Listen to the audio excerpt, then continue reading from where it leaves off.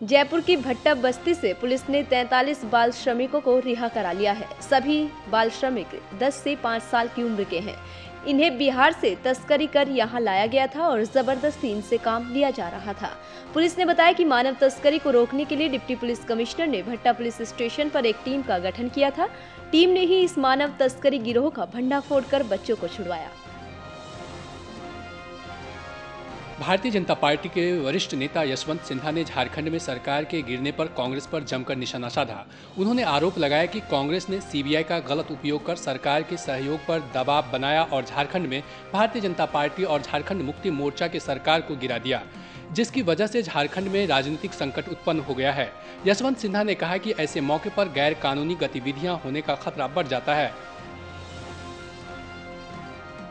झारखंड विकास मोर्चा के अध्यक्ष बाबूलाल मरांडी ने कहा है कि राज्य के घटनाक्रम को लेकर वो राज्य के महामहिम से आग्रह करते हैं कि विधानसभा को बिना विलंब किए हुए विघटित कर दिया जाए, ताकि किसी भी दल या गठबंधन को खरीद फरोख्त करने का अवसर न मिले। मरांडी ने कहा कि पिछले 10 सालों में राष्ट्रीय पार्टियों ने इस राज्य का बुरा हाल कर रखा है। मरांडी ने कांग्रेस और बीजेपी दोनों पर निशाना साधते हुए कहा कि राज्य की इस दयनीय राजनीतिक स्थिति के लिए दोनों बड़ी पार्टियां जिम्मेदार हैं। शिबू सोरेन के बेटे और जेएमएम नेता हेमंत सोरेन झारखंड मुक्ति मोर्चा दल समेत मंगलवार की देर शाम दिल्ली पहुंचे। दिल्ली में जेएमएम नेताओं ने एक बार फिर सरकार बनाने की कोशिश के लिए कांग्रेस पार्टी से बातचीत की। सोरेन ने कहा कि वह आम जनता की भलाई के लिए ही कोई कदम उठाएंगे। आपको बता दें कि इससे पहले झारखंड मुक्ति मोर्चा के नेताओं ने मंगलवार की सुबह झारखंड के राज्यपाल सैयद अहमद से मिलकर अर्जुन मुंडा के नेतृत्व वाली भारतीय जनता पार्टी की सरकार से समर्थन वापसी का पत्र सौंपा था। संविधान विशेषज्ञ सुभाष कश्यप ने कहा है कि अदालत तय करेगी कि हिमाचल प्रदेश से नए विधायक रामकुमार चौधरी का भविष्य क्या होगा। चौधरी पर अपनी कंपनी के एक कर्मचारी की हत्या का आरोप है। पिछली 22 नवंबर को कर्मचारी पंचकुला हरियाणा में मृत पाया गया था। हरियाणा की पुलिस ने विधायक पर 2 लाख रुपए का इनाम भी घोषित किया हुआ है। कश्यप ने कहा कि पीड़ित का परिवार अदालत में अर्जी देकर कह सकता है कि अदालत उसका प्रतिनिधित्व तय करे। रूपम पाठक के जमानत मिलने पर मंत्री गिरिराज सिंह ने कहा है कि वह कोर्ट के फैसले का सम्मान करते हैं। साथ ही उन्होंने कहा कि वो उम्मीद करते हैं कि रूपम भारतीय रीति रिवाज और संस्कृति के साथ जीवन यापन करेगी। आपको बता दें कि 2 साल पहले भारतीय जनता पार्टी के विधायक राज किशोर केसरी की हत्या के जुर्म में रूपम पाठक जेल में बंद थी। विदेश मंत्रालय के प्रवक्ता सैयद अकबरुद्दीन ने कहा है कि 6 जनवरी की अलसुबह पाकिस्तानी सेना ने लाइन ऑफ कंट्रोल के इधर भारत की तरफ गोलीबारी की। पाकिस्तानी मोर्टार हमले में सीमावर्ती चुरुंडा गांव में एक मकान की छत टूट गई। भारतीय सेना ने इस पर जवाबी कार्रवाई की। अकबरुद्दीन ने उन आरोपों का खंडन किया कि भारतीय सेना ने रामपुर सेक्टर पर लाइन ऑफ कंट्रोल का उल्लंघन किया था या फिर किसी सीज फायर को तोड़ा। उन्होंने दोहराया कि भारत लाइन ऑफ कंट्रोल के नियमों के लिए प्रतिबद्ध है, क्योंकि दोनों देशों के विश्वास बहाली के लिए बेहद अहम है। भारतीय जनता पार्टी के प्रवक्ता प्रकाश जावड़ेकर ने मांग की है कि एमआईएम के एमएलए अकबरुद्दीन ओबीसी के भड़काऊ भाषण के लिए उन पर कड़ी धाराओं के अंतर्गत मुकदमा दायर किया जाए। जावड़ेकर ने कहा कि उनके बयान से देश में सांप्रदायिक माहौल बिगड़ सकता है। उन्होंने ओबीसी के देरी से गिरफ्तारी पर भी नाराजगी व्यक्त की। उन्होंने नसीहत दी कि ये गिरफ्तारी पहले भी की जा सकती थी। सामाजिक कार्यकर्ता अन्ना हजारे ने सरकार पर मुंबई की आम जनता की अनदेखी के आरोप लगाए, जबकि सरकार के पास विकास के नाम पर 20 साल का लंबा प्लान है। मुंबई में जमीन पर नेताओं, बिल्डर और अफसरों के कब्जों के खिलाफ प्रदर्शन में अन्ना हजारे ने हिस्सा लिया।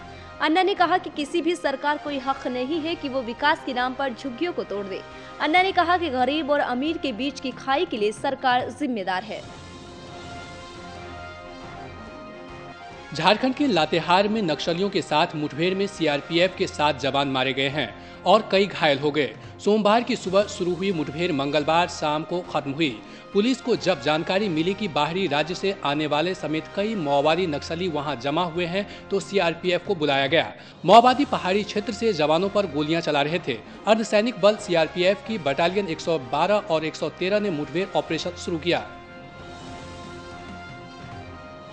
नई दिल्ली में सीआरपीएफ के एक अधिकारी ने बताया कि मौके पर सुरक्षा बलों ने घेरा डाल दिया है और कुछ नक्सली भी मारे गए हैं। इस साल की ये सबसे बड़ी मुठभेड़ है जिसमें सुरक्षा बलों के 7 जवान एक साथ मारे गए। मुजफ्फरपुर सीजेएम कोर्ट में वकील सुधीर ओझा ने महाराष्ट्र नवनिर्माण सेना प्रमुख राज ठाकरे के खिलाफ बिहार की अस्मिता पर आघात पहुंचाने का मुकदमा दायर किया है। दर्ज मुकदमे में उन्होंने आरोप लगाया है कि दिल्ली गैंगरेप की घटना को लेकर बिहारियों के खिलाफ आपत्तिजनक टिप्पणी की गई है। राज ठाकरे द्वारा पूर्व नियोजित साजिश के तहत देश के विभाजन की कोशिश की जा रही है, जो राष्ट्रद्रोह है। कोर्ट ने मामले की सुनवाई के लिए 1 फरवरी की तारीख रखी है। दिल दहला देने वाली दिल्ली गैंगरेप वारदात पर आसाराम बापू ने कुछ दिनों पहले विवादित बयान देकर आम जनता समेत तमाम राजनीतिक गलियारों में खलबली मचा दी थी। लेकिन अब अपने बयान पर सफाई पेश करते हुए उन्होंने मीडिया को भौंकने वाला कुत्ता कहा। आसाराम ने अपने पिछले बयान पर माफी मांगने के बदले और भी भड़काऊ बयान देते हुए अपने आलोचकों की तुलना कुत्ते से की। आसाराम ने कहा कि एक कुत्ता भौंकता है और उसे देखकर और कुत्ते भी भौंकने लगते हैं। कुत्तों का भौंकना तो लगातार जारी रहता है, लेकिन असल में इससे हाथी पर कोई फर्क नहीं पड़ता है। भड़काऊ भाषण देने के आरोपी आंध्र प्रदेश के विधायक अकबरुद्दीन ओवैसी को हैदराबाद पुलिस ने मंगलवार को गिरफ्तार कर लिया। पुलिस ने देर रात ही ओवैसी को मजिस्ट्रेट के सामने पेश किया और वहां से उन्हें 14 दिनों की न्यायिक हिरासत में भेज दिया गया है। दूसरी तरफ ओवैसी की गिरफ्तारी के बाद हंगामा काट रहे उनके समर्थकों को पुलिस ने हल्का बल प्रयोग कर खदेड़ दिया।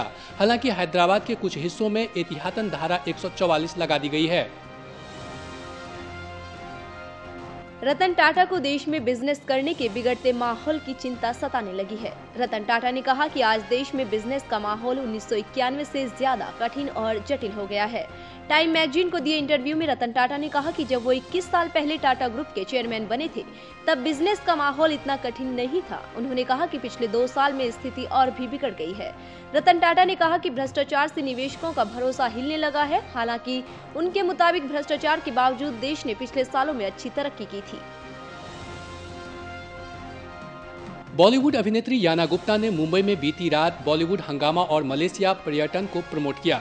इस मौके पर याना गुप्ता ने कहा कि बॉलीवुड हंगामा की टीम के साथ उनका मलेशिया ट्रिप काफी शानदार रहा। साथ ही उन्होंने 3 दिन के इस ट्रिप को अपनी जिंदगी का बेहद ही यादगार ट्रिप बताया। यहाँ याना ने अपने फिल्म करियर के बारे में बात करते हुए कहा कि वह जल्द ही बॉलीवुड फिल्म में आइटम गाने के साथ धमाल मचाने वाली हैं। बॉलीवुड के मशहूर फोटोग्राफर डब्बू रत्नानी ने साल 2013 का शानदार कैलेंडर लॉन्च करने की तैयारी कर ली है। हर साल बी टाउन सेलेब्स के साथ डब्बू सिजलिंग हॉट ग्लैमरस पोज के साथ सालाना कैलेंडर लॉन्च करते हैं और इस बार भी वो इसके लिए पूरी तरह से तैयार हैं। इस बार डब्बू रत्नानी ने बॉलीवुड के 24 सुपरस्टार को अपने कैलेंडर में उतारा है, जिसमें सुपरस्टार अमिताभ बच्चन, न्यू कमर आलिया भट्ट समेत शाहरुख खान, ऋतिक को कास्ट किया गया है। मुंबई में कल डब्बू ने साल के 2013 धमाकेदार कैलेंडर की मेकिंग की रिलीज किया और इस मौके पर तमाम स्टार्स को धन्यवाद भी कहा। बॉलीवुड अभिनेता राजीव खंडेलवाल और टेना देसाई ने मुंबई में कल शाम टेबल नंबर 21 को मिल रही सक्सेस के लिए दर्शकों को धन्यवाद कहा। इस मौके पर राजीव और टेना काफी खुश दिखाई दिए। टेबल नंबर 21 का निर्देशन आशिक बनाया आपने से मशहूर हुए निर्देशक आदित्य दत्त ने किया है। आपको बता दें कि 4 जनवरी को रिलीज हुई फिल्म टेबल नंबर 21 एक सस्पेंस थ्रिलर पर बेस्ड मूवी है, जिसमें राजीव खंडेलवाल के साथ टेना देसाई और परेश रावल मुख्य भूमिका में दिखाई दे रहे हैं। बॉलीवुड के महानायक अमिताभ बच्चन को सुप्रीम कोर्ट ने इनकम टैक्स डिपार्टमेंट की अपील पर नोटिस भेजा। इनकम टैक्स विभाग का आरोप है कि असेसमेंट ईयर 2001-2 के दौरान हुए कमाई पर अमिताभ ने 1.5 करोड़ रुपए से ज्यादा का टैक्स नहीं चुकाया है। दरअसल ये विवाद टीवी गेम शो कौन बनेगा करोड़पति की कमाई से जुड़ा है। आयकर विभाग का कहना है कि अमिताभ को इस प्रोग्राम के लिए बकाया 1.66 करोड़ रुपए का टैक्स चुकाया है। ये टैक्स साल 2001-2 का है।